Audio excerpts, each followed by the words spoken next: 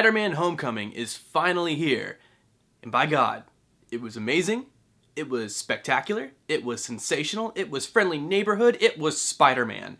And that is one of the many qualities of this movie that I really liked, is that it felt like it was Spider-Man. Overall, not just Spider-Man as a superhero, but just the character overall. I feel like Marvel Studios, like if they needed to step in at any given time, they stepped in as of now. After the mess that was Amazing Spider-Man 2 in 2014, they took over, and it's amazing. And I love using the word amazing because it's Amazing Spider-Man. Well, I mean, it's not Amazing Spider-Man, it's Spider-Man Homecoming. You guys get what I'm saying. So Tom Holland reprises his role as Spider-Man after the events of Captain America Civil War, and we loved him even though it was a given 20 minutes of him in that movie, and we wanted more as an audience. And here we have Spider-Man Homecoming, which showcased Tom Holland as Spider-Man and Peter Parker once again, and this is a really good performance. And not only do we get another performance by Tom Holland as Spider-Man, but we get to see Spider-Man's world. We get to see him in New York, we get to see him in high school, because this is just Spider-Man's life. And that's one of the things that I really appreciate about this movie,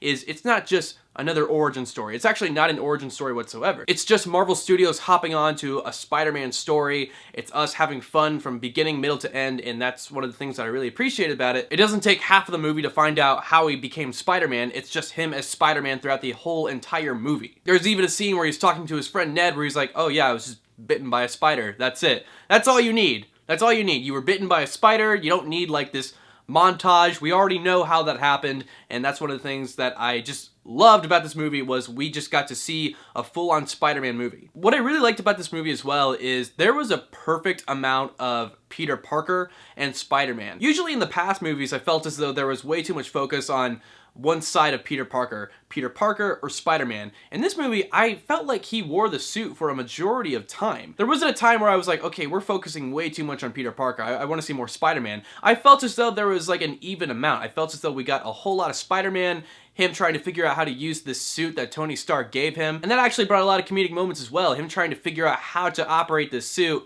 and how to use it at some points. That's one of the things that this film acknowledges, is that Spider-Man is a kid. He doesn't really know how to use certain things, especially in the suit. And when he tries to use certain upgrades in the suit, there's a lot of comedic moments, and it's just him trying to fight supervillains, and it's like, how do I work these webs? This is really weird. So I really like that portion of the film as well, where it's like he's trying to be this high-tech Avenger, but he just doesn't know how to. And obviously, and it says this in the name, Spider-Man Homecoming, Spider-Man is home. Spider-Man is back in the Marvel Universe, the MCU, Marvel Cinematic Universe, and that is definitely one of the positives of this movie, is that Spider-Man is in this universe. He has the ability to converse with the other Avengers like Iron Man, and I really did enjoy Iron Man in this movie. There's not a lot of screen time, but when there is screen time, I really enjoyed how Tony Stark talked to Peter Parker in this movie. Tony Stark serves as this kind of mentor to Peter Parker, saying, hey, maybe you should like cool it down a little bit, maybe just be a friendly neighborhood Spider-Man. And then obviously he does the exact opposite, because, you know, he's a kid and he tries to do all these big things that he's not ready yet. And Tony Stark's like, hey,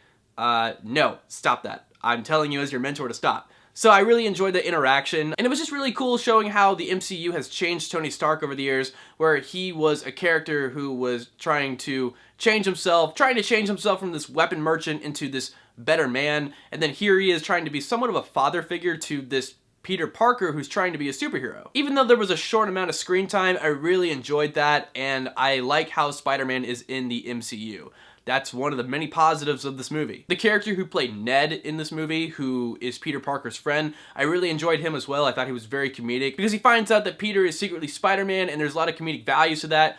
And it kind of showcases what it would be like if you were a superhero and you had a friend who knew you were a superhero, and that friend freaking out like, oh my god, I'm friends with like Spider-Man. I thought that was really cool. And I just like the high school aspect of this movie. The other movies, specifically Spider-Man 1 and Amazing Spider-Man, were in high school. I felt as though Spider-Man, they quickly got out of high school. And even though Amazing Spider-Man was in high school, I felt as though it wasn't really as realistic as Homecoming. I felt as though this was a really good high school movie. If you look at the other Marvel movies, they're not just superhero movies.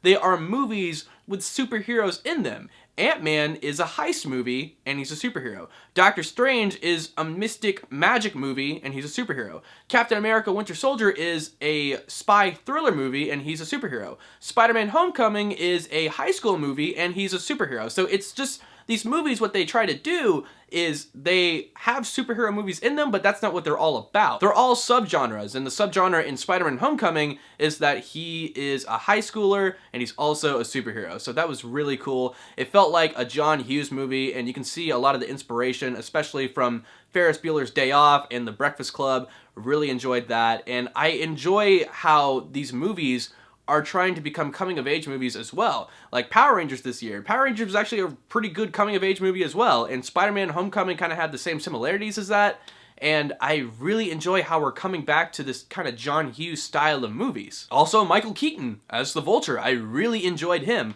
Why is he always playing bird characters? He was Batman, he was Birdman, now he's the Vulture. I guess it's just a trope that he's running with, like, oh well, I guess I should just continue this, I don't know. This is probably the best humanized villain I have seen since Dr. Octopus in Spider-Man 2. I did think that they tried to humanize Sandman a little bit in Spider-Man 3, but I don't know, it just didn't work out for the most part because of the given amount of supervillains in that movie. But since that there is a heavy amount of focus on the Vulture in this movie, it works. It really works. They try to humanize this guy very well. He's just trying to support his family, and he's just a guy that's collecting scraps from Avengers battles, and he uses alien technology to become the Vulture, and I thought that was just like, you know, a pretty realistic concept. Just somebody grabbing all of these different technologies and becoming a supervillain trying to support his family.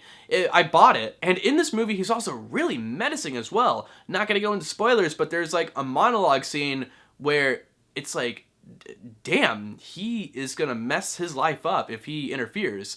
That was a really good scene, and it just showed that this guy is willing to do anything to succeed in life, regardless if he's a supervillain. Like, he is willing to do supervillain things in order to serve his family. So that was just like a really human concept that I really enjoyed in this movie. I feel as though also that this movie had a ton of Marvel Easter eggs.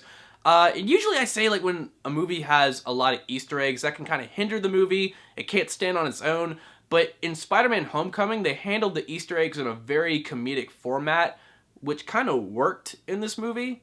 So I can't really, like, be negative towards the Easter eggs, because the movie was still able to stand on its own, and it was able to bring these Easter eggs forth with a comedic factor. So I was like, okay, cool. And also you have to take into consideration that we've had a lot of Spider-Man movies throughout the years. So it was really cool to see Spider-Man interacting in the MCU. So this was kind of the perfect movie to have MCU Easter eggs, because it's finally showcasing that Spider-Man he's back. He's back in Marvel's hands. And we're just all used to that now. It's like, okay, Spider-Man's in the MCU. But back in 2014, hearing that Spider-Man was rejoining the MCU is like hearing today that the X-Men could join the MCU or the Fantastic Four could join the MCU. We just didn't think that would be possible. But now it's reality. Spider-Man is interacting with Iron Man, Captain America, and it's just a really good MCU movie. And it's also a really good Spider-Man movie as well, because it's about this kid who is trying to become Spider-Man. He messes up.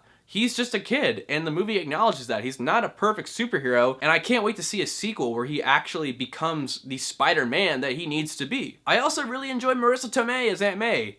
Not just because she's hot. She is really hot, though. But she's an actual character. Like, she actually tries to help him out in his life. She's there for him. She's asking him, hey, what's going on? But not being like a total freak about it. She's actually trying to be not only his aunt, but his friend as well. So that's something that I really appreciated. Just, you know, not only her being hot, but she was just a good person to him. Not just a good aunt, but a good friend. And there's just a lot of good supporting characters, a lot more than there was in the Amazing Spider-Man trilogy. That was something that they definitely needed after that trilogy, was a good amount of supporting characters, because you can have a good Spider-Man, but you need a good Peter Parker, and you have to have Peter Parker interacting with good characters as well. That's what really makes Spider-Man. Also, another thing that really makes Spider-Man Spider-Man is that he has everyday problems. He needs to get to school on time. He needs to make sure that his social life is intact. He needs to make sure that people don't know that he's Spider-Man. And that's something that Spider-Man 2 did really well, is that it tackled that a person, it's really hard to be a superhero. But the difference between Spider-Man 2 and Spider-Man Homecoming is Spider-Man 2 is about an adult trying to be a superhero. It actually showcases that it's actually a lot harder for a high schooler to be Spider-Man. It was a lot harder. A lot of the complaints I'm hearing about this movie as well is it doesn't seem that there's a lot of high stakes. It doesn't seem that there's a whole lot at risk at some points, except for the boat scene, I guess, but I felt like that was a little bit rushed. And that's totally fine. I get where they're coming from with that, but this is the first movie. I mean, they want it to be fun, and they want it to be, you know, entertaining for the most part, because it is, you know, this kid in high school. I feel as though they're going to go down that route in Spider-Man 2, Spider-Man Homecoming 2, because it does kind of foretell that there is some nasty people coming after Spider-Man in the second one. So I'm really excited to see how that's going to affect the franchise, because this franchise needed a good, fun movie before it can go down that dark route. And that's something that, like, my dad was saying tonight, was that these superhero movies are becoming more and more dark, but what really made this movie is that it's just being fun. It's the first in a new trilogy, and it needed to be fun. It needed to acknowledge that Spider-Man is a kid. It's a fun movie, and that's just something I really appreciate about it, is that it's a high school movie. It's trying to be fun. It's trying to be a John Hughes movie, and then it's waiting just one more movie before it gets really dark toned.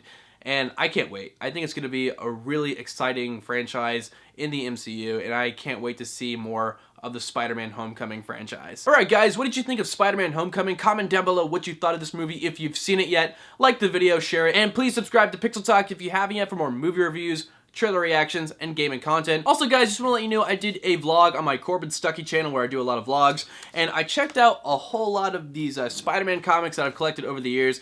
This is actually not the entire collection. There's actually a whole box I checked out. But I figured I'd do that video because Spider-Man Homecoming was coming out this week. And if you would like to check out that video, it's going to be put right here. I am really excited to showcase this collection to you guys. I am a huge Spider-Man fan. And like I said, I can't wait to see what they do with this character in the future. And I just wanted to show you guys how much I love Spider-Man. Spider-Man's one of my favorite characters. So yes, guys, thank you so much. I'm Corbin Stuckey, and this is Pixel Talk. My shadow is in my face. Darn it!